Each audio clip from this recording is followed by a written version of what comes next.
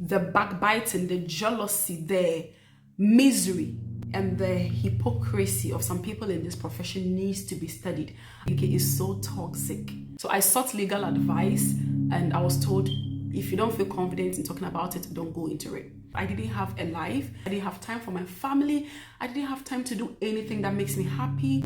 I didn't have time to cook a good meal to eat. I had severe anxiety because I didn't want to fail to deliver, which I would say that I did a good job to deliver, but at the expense of my personal life. If I didn't come back to work with a deadline, they put in the email, if I didn't come back to work, I was going to be reported to the Home Office and to NMC. Because the business needs my attention and I have unfinished things that I haven't completed, and my absence is going to disrupt the business, blah, blah, blah.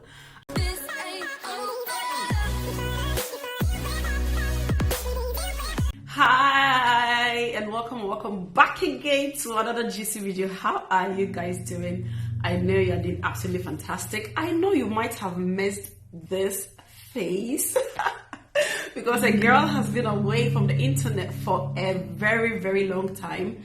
I haven't consistently been posting, and I can see a lot of people checking up on me, asking me how am I. You know, I'm doing just fine. I have just been there, just been existing without any life. And that is why I'm doing this video to announce to you guys that I quit my nursing job here in the UK. Yes, you heard me. There are certain things that growing up I do not negotiate. Certain things are not negotiable for me. And some of these things are things that, stand between myself and my physical or mental health, or things that stand between myself and my family. Not being able to deliver or being able to look after my family like I want to. So yes, I quit my nursing job, no regrets. I don't regret any decision I have taken. In fact, it is for my good. And someone will ask, why did you quit this job? Because you were doing well. Through this job, I've met a lot of my followers who knew me. I'm so surprised that people meet me, and just by my voice, even where I work in my service, some of my staff knew me, and from the first time they saw me, they're like, oh my God, I know you, I follow you on YouTube. And I'm so grateful for the follow, for the, for everything you guys are doing to support my channel. But yes, I quit. It's not negotiable. It's taking me 6 weeks to do this video. So I have been out of active employment for 6 weeks. And you can tell from my face that I look so fresh. This is a sign of peace of mind. This video is coming from a place of rest, from a place of love.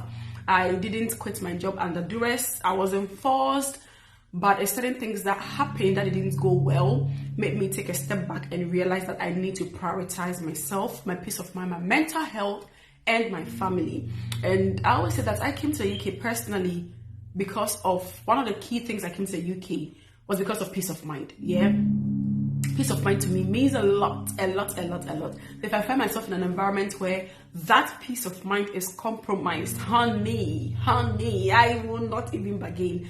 I will leave. And this is just what I do. So I took over this position somewhere early this year, and then I started working. Now, this is not to discourage anybody watching this video, because obviously every organization or every service is different, and if you are planning to progress professionally in your career as a nurse, this is not to discourage you. It's just to let you know how to strategize yourself. And for me also is a lesson learned. I have learned a lot through my short term of employment in this position. I am so proud of myself for the knowledge that I've been able to impact, and also for the knowledge that I've been able to receive, which is now become a part of me. I can put it on my curriculum vitae and present it anywhere. In fact, I have already started having good opportunities because I went into this role. So it's not throughout all being negative, but for me, every negativity, I turn it into positive for my benefit. Yeah.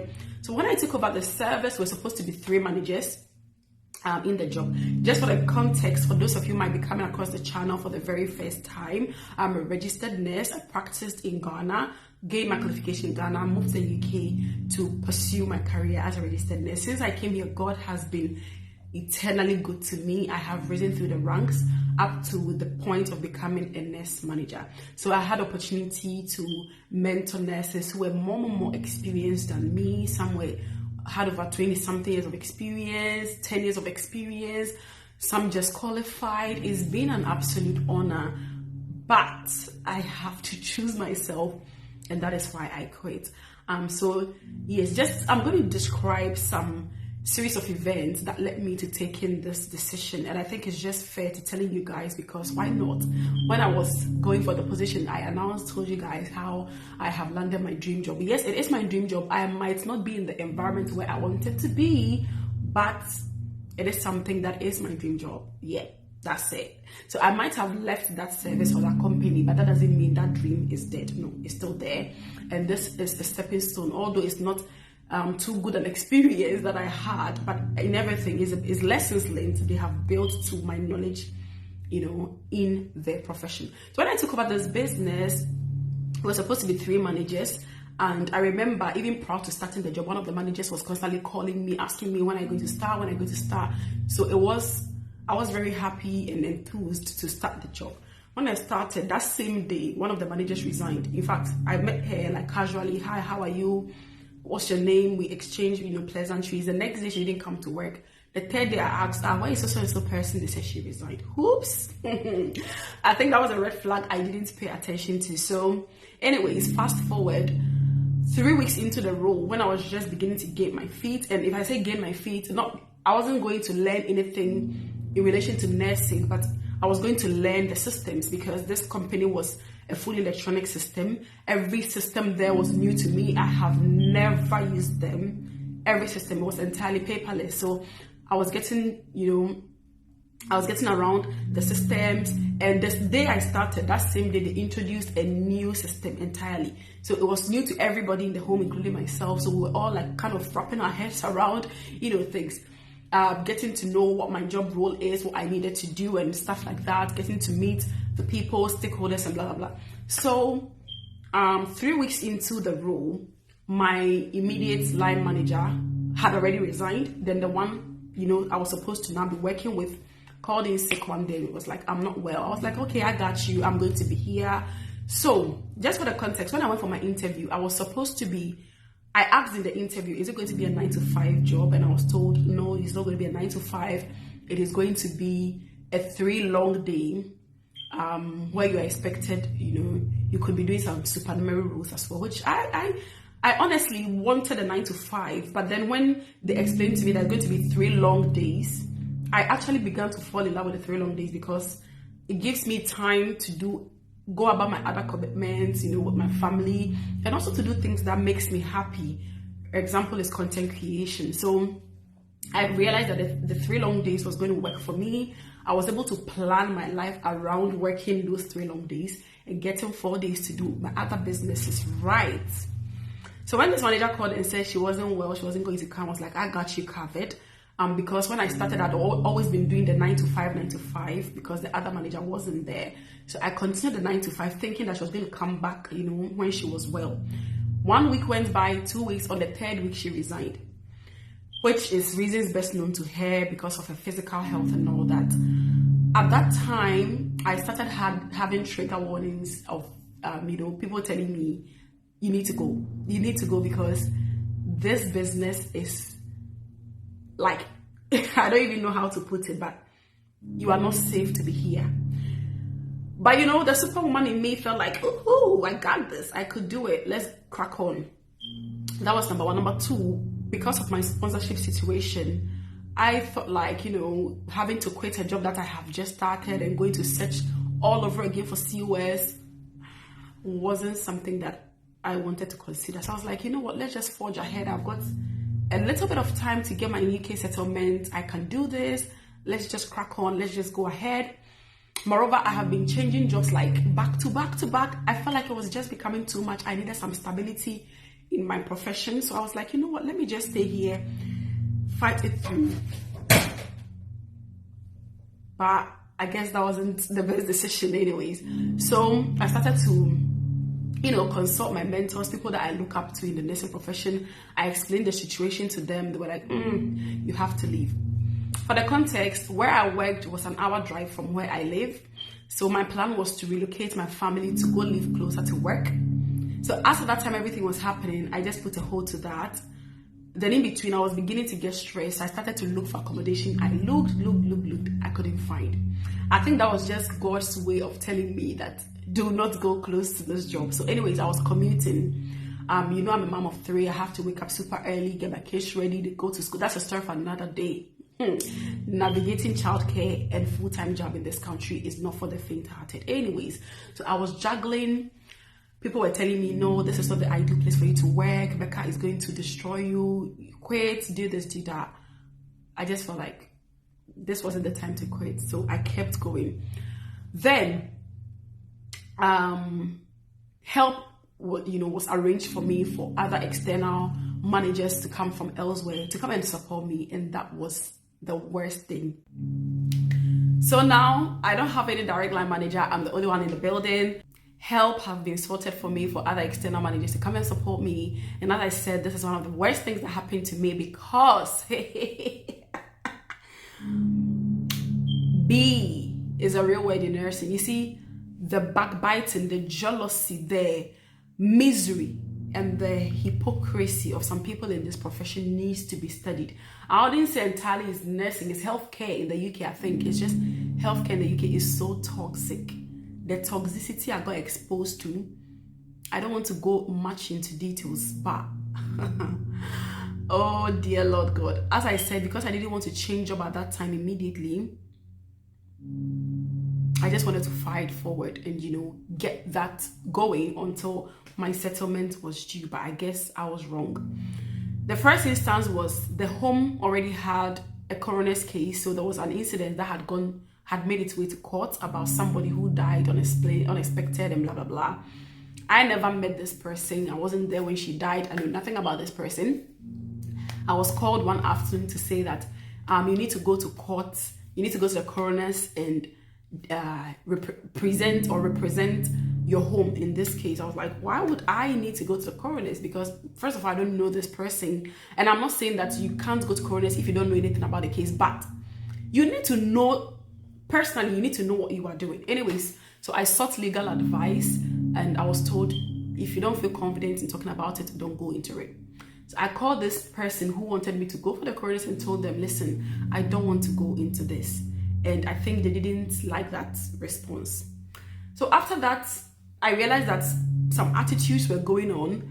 So this same person along the line sent an email to me and I responded to say, oh, I've acknowledged your email. I'm actually working on this, project, and I'm hoping that by the end of this week it's going to be sorted. This person emails me back and says, why are you being so rude?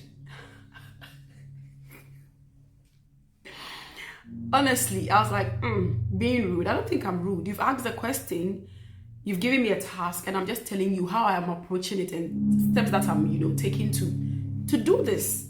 I don't see any rudeness here. So that's when I realized that this person didn't like me, probably because they told me to go to court the first time and they were surprised that I said no, because I think Black people, we don't know how to say no.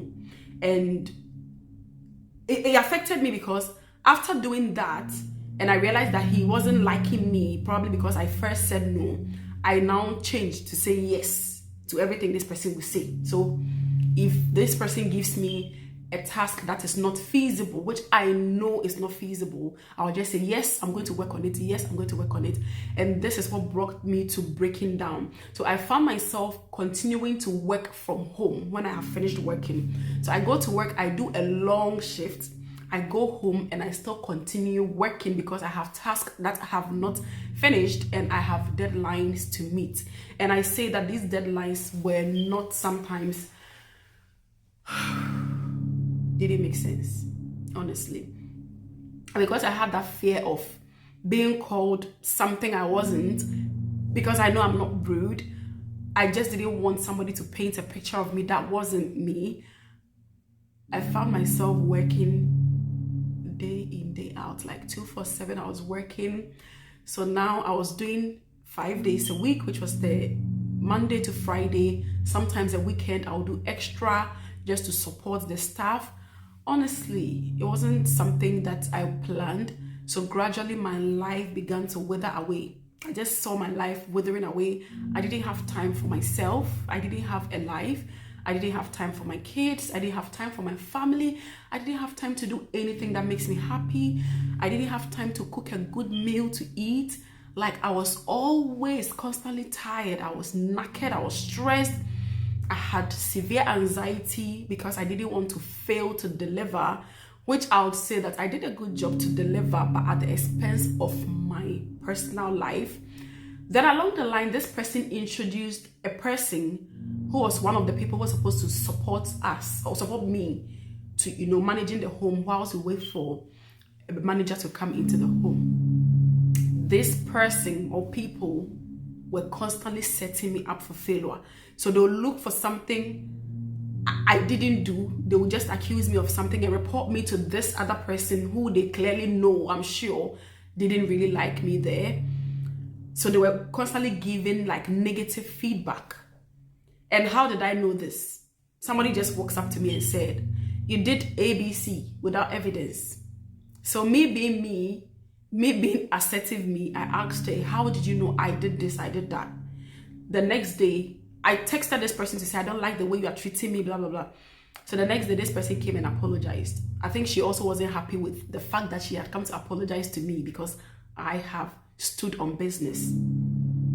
So I think that was the time I began to not have interest in the job anymore, really, because the environment was becoming toxic every day. Imagine going into work and somebody is just looking for something you have done and thinks you didn't do it well, or something you haven't done and blaming it on you. It was like constant back to back to back. So I had to be double checking everything I do. I became so anxious. I have done something I know I've done right, but I have to go and double check, triple check, quadruple check. Like, I was becoming a shadow of myself until, honestly, I wasn't sleeping well. So I'll go home after a long shift and I'll still not sleep. The whole night I am there thinking about the next day. That hasn't even come. I was thinking about the next day, what is going to happen at work, how I'm going to... I began to become a shadow of myself. And I just began not to like the job, honestly.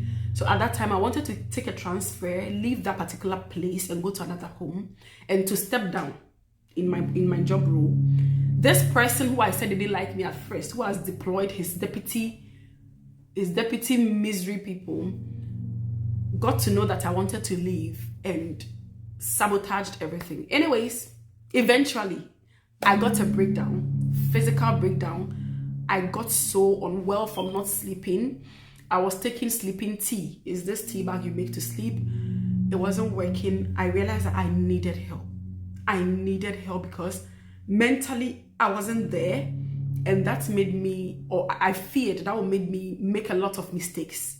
Because imagine not sleeping and going to work. Like, I was a shadow of myself. So anyways, I realized that I needed help. So I took a break for a week and decided to self-certify myself for being sick and not go to work and see if I can, take some medication to help me to sleep.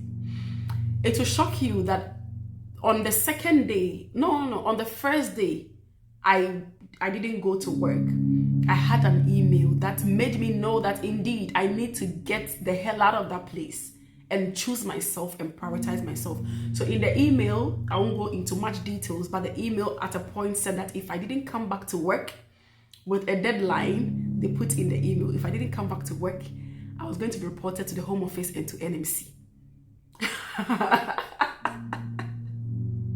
I was going to be reported to the Home Office and to NMC because the business needs my attention and I have unfinished things that I haven't completed, and my absence is going to disrupt the business, blah, blah, blah.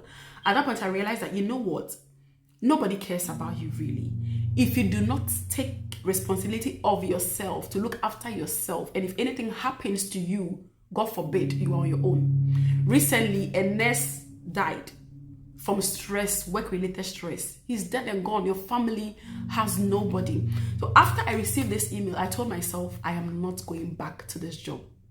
Yes. So I called my GP, told my GP what was happening to me. My GP said I was manifesting physical symptoms of stress, put me on medication, which helped me a lot.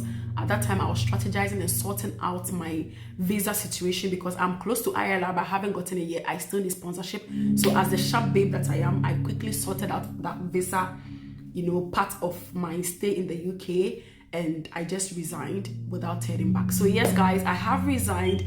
I'll do a next video of telling you some of the things I have learned the hard way and some things that you can take from working in a management role or in a senior role, anywhere you find yourself in the world, things that you need to be intentional about.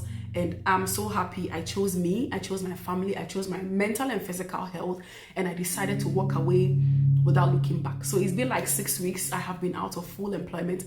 Glory be to God.